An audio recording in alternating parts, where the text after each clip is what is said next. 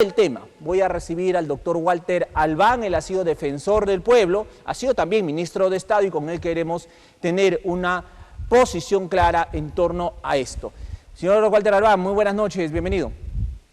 Muy buenas noches, gracias por la invitación. Un gusto tenerlo en el programa del día de hoy. Vamos a empezar primero por lo que ha hecho el Ejecutivo. Tras el escándalo de Alberto Otárola, tenemos un nuevo premier, Gustavo Adrianzén. Hay que decirlo, él ha sido comisionado en la OEA, en fin, ha trabajado por los derechos humanos, según se sabe, pero finalmente llega a colaborar al gobierno de Dina Boluarte, considerando que tiene cuestionamientos también por los muertos que hubo en las protestas sociales. Pero, ¿cuál es su opinión, su análisis en torno a esta designación? Bien, creo que continuamos en una situación crítica, muy grave realmente, en todo lo que viene ocurriendo en este país, donde la institucionalidad ha venido siendo avasallada, atropellada, donde la Constitución ya se utiliza como un pretexto, pero no hay seriedad respecto a cómo se pretenden plantear las cosas para tomarla como fundamento de algunas decisiones. Yo me temo, como lo han señalado ustedes, que acá no ha habido en realidad ningún cambio en términos de lo que podría tener mayor significación. Lo que hay es un reemplazo del señor presidente del Consejo de Ministros, o sea, el expresidente Otárola, por ahora el que venía siendo embajador ante la Organización de Estados Americanos, el señor Gustavo Adrianzén. Pero ¿qué tenemos del señor Gustavo Adrianzén como antecedente? Lo que yo recuerdo es que tuvo una, digamos, corta vigencia como ministro de Justicia del gobierno del presidente Humala, cuando él cesó en el cargo de manera que fue muy criticada por la opinión pública a la entonces procuradora Julia Príncipe, a propósito de que ésta entregara unos materiales, creo que las libretas de la señora Nadine Heredia sí, al Ministerio Público, ¿no? Estas críticas obligaron a su renuncia porque fue realmente una decisión bastante discutible, por decirlo menos. Y luego lo que sabemos es que durante su actuación como representante ante la Organización de Estados Americanos, pues ha asumido la posición oficial del gobierno de negar los asesinatos que se produjeron en el país a consecuencia de las protestas de diciembre del 2022 y enero del 2023. 49 muertes que hasta ahora siguen sin ser investigadas, no hay sanciones, no se conoce la verdadera responsabilidad de quienes han tenido en ese momento la facultad de actuar, de decidir y, por supuesto, de dar la cara frente a los hechos que se habían producido. El señor Adrianzén tuvo un comportamiento criticable ante deudos de las víctimas que estaban presentando su testimonio ante la Comisión Interamericana de Derechos Humanos. De manera pues que no estamos ante un cambio, sino más bien un reemplazo, como dije antes, y tengo la impresión además de que sigue mostrándose la improvisación, la fragilidad de este gobierno de la señora Boluarte, ¿no es cierto?, cuando estamos claros de que sí, hubo un presidente del Consejo de Ministros que duró muy poco tiempo, precisamente a propósito de las protestas que se produjeron en aquel momento, el señor Angulo, ¿no es verdad? Y luego, quien fue ministro de Defensa, el señor Otárola, y que tenía enorme responsabilidad en las muertes que se habían producido, fue más bien promovido al cargo de presidente del Consejo de Ministros. Y tanto la señora Boluarte, presidenta de la República, como el señor Otárola, han negado en todo momento lo que cada vez ha sido más evidente para peruanos y peruanas. Bueno, esto en un contexto entonces donde el Ejecutivo es en buena medida, como dije antes, frágil y dependiente del poder que controla en este momento el Congreso de la República y que en medio de todos los atropellos que ya se produjeron todavía quiere ir más allá, ¿no es cierto? Y mañana precisamente se espera la discusión y la votación que han convocado respecto a la absurda acusación que han presentado contra los miembros de la Junta Nacional de Justicia. En este contexto nos enteramos de que ya se aprobó definitivamente la bicameralidad, pero como ustedes bien han señalado, no solo la bicameralidad, sino también la reelección inmediata. Creo que todo esto nos coloca ante una realidad que es muy lamentable, muy difícil de aceptar, y tengo la impresión de que si peruanos y peruanas no tomamos conciencia, no reaccionamos frente a esta situación, el país está cada día peor y se nos está yendo de las manos el futuro para las nuevas generaciones.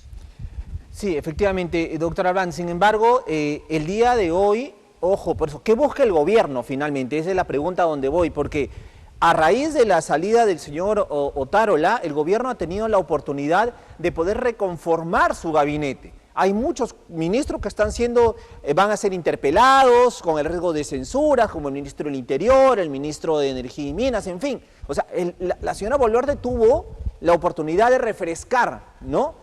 O dejar que el señor Adriancén también, ojo, el señor Adriancén lo llama para ser premier, entonces debió de alguna manera, pues, llamado también a su gente de confianza para poder delinear un trabajo de acá en el futuro. Pero como usted dice, es un reemplazo, entonces ni Dina Boluarte quiso refrescar, ni el señor Adriancén quiso poner a su gente. Entonces, ¿qué hacemos?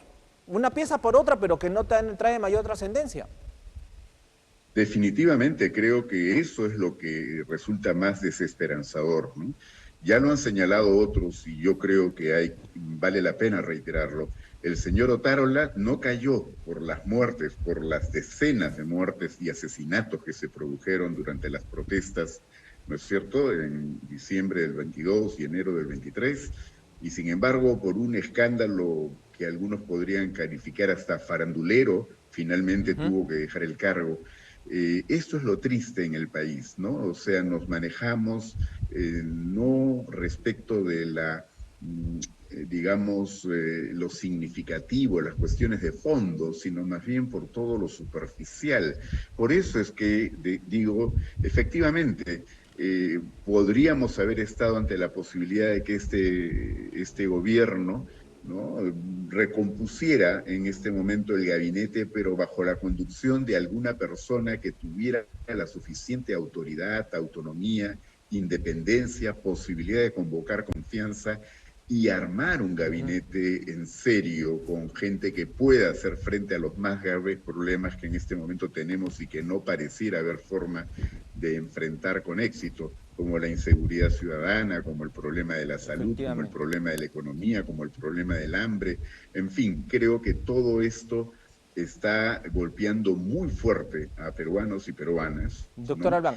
Y esta oportunidad efectivamente se dejó pasar y lo que está apostando el gobierno es a subsistir de la manera en que han imaginado que pueden continuar hasta el 2026. Doctor Albán, ahora, el día de hoy se aprobó esta bicameralidad, lo cual no es, para los congresistas, no es la intención mejorar el Estado, mejorar la administración, mejorar la calidad de las leyes. No, no ha sido su intención. Su intención es volver a intentar llegar, en este caso, al Senado, ¿no? O sea, reelegirse una vez más, lo cual estaba prohibido. Y usted ha dicho una palabra, subsistir en el gobierno de Dina Boluarte. Acá parece como que si Dina Boluarte lo deja al Congreso a que haga lo que desee, siempre y cuando la dejen a ella gobernar, ¿no? Como bien dice, o sea, la dejen subsistir. Pero el Congreso también está entrando a abusos de poder. Mañana viene de la Junta Nacional de Justicia, entonces yo quisiera un comentario en torno a la bicameralidad y lo que va a venir mañana con la Junta Nacional de Justicia y la posible remoción, ojo, Sí, yo creo que está claro que la bicameralidad en sí misma no es algo que podamos apreciar como negativo, como algo que no corresponde o no conviene al país. Por el contrario, esto nos fue arrebatado el año 92 y creo que la experiencia indica que no es una mala manera de diseñar la estructura del Congreso con una bicameralidad. Hay mucho que apunta en favor de esta opción. Pero las circunstancias, la manera como se ha procedido ahora, creo que nos colocan en el peor de los escenarios. Así como el gobierno quiere subsistir, lo que quieren los actuales grupos representados en el Congreso es mantenerse en el poder a como dé lugar. En el contexto actual, entonces, por eso quieren bajarse a como dé lugar a la Junta Nacional de Justicia, porque es una manera de controlar el sistema judicial, pero sobre todo también ir sobre el sistema electoral. Y de esa forma podemos estar convencidos que no tendremos elecciones limpias y justas cuando toque tenerlas, según se dice, el 2026, y claro, quieren, bajo las actuales condiciones, habiéndose retrocedido en las pocas reformas políticas que se habían llevado adelante, ¿no es cierto?, quieren, los mismos grupos que están hoy día representantes en el Congreso quieren perennizarse. Yo lo que creo es que de todas maneras, como parte de esta conciencia ciudadana, como parte de esta reacción para rechazar este manejo autoritario del poder, lo que tendríamos que hacer es plantearnos como meta que ninguna de las organizaciones que hoy día están representadas en el Congreso puedan sacar, digamos, votación como para volver al Congreso, y mucho menos que quienes hoy día se encuentran puedan regresar vía reelección a través del Senado. Yo creo que esto definitivamente nos coloca frente a un reto, y lo que tendríamos que hacer es, de una vez, fijarnos metas, fijarnos objetivos, recuperar la institucionalidad democrática para el país y avanzar en la idea de que busquemos consensos, pero busquemos los consensos al margen de enfrentamientos políticos de derechas, centros o izquierdas, porque nos están tratando de vender un producto que es falso.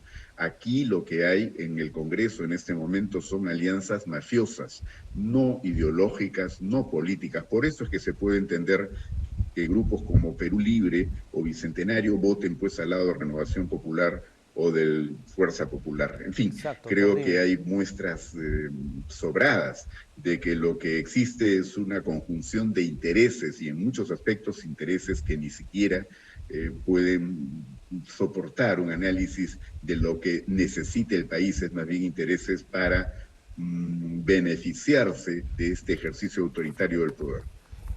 Pregunta final para una respuesta breve. ¿La democracia está en riesgo? Y ojo, la ciudadanía en algún momento se va a hartar de todo esto. La olla de presión está en una ebullición tal que en cualquier momento va a reventar, y las consecuencias van a ser totalmente lamentables. En estos instantes, en este caso la Conferencia Episcopal Peruana, ojo, la Conferencia Episcopal Peruana emitió un pronunciamiento por lo que va a haber mañana, por lo que ha visto hoy y por lo que ha visto en estos días. Y en resumen, luego se lo hago ya leer completamente. Pero dice: nuestro querido Perú continúa sufriendo lamentablemente una grave crisis política que se expresa en el constante deterioro de la institucionalidad y de la gobernabilidad a causa de una pugna al interior y entre los poderes del Estado y con los organismos constitucionales autónomos. Ojo, la Conferencia Episcopal Peruana ha emitido este pronunciamiento en torno a lo que va a ocurrir el día de mañana con la Junta Nacional de Justicia. Hay una grave crisis política, dice la Conferencia Episcopal, con el deterioro de la institucionalidad y la gobernabilidad. Doctor Albán, última pregunta. Cuidado, porque la olla de presión ciudadana va en cualquier momento a explotar, y las consecuencias, reiteramos, van a ser totalmente lamentables, porque la democracia, ojo, está en riesgo evidente, doctor Albán. Sí, no puedo sino coincidir con el hecho de que ya nos están destruyendo la democracia, nos están afectando derechos y nos están dejando sin mecanismos para poderlos proteger. Esta crisis viene de atrás y está avanzando y cada vez se hace más grosera.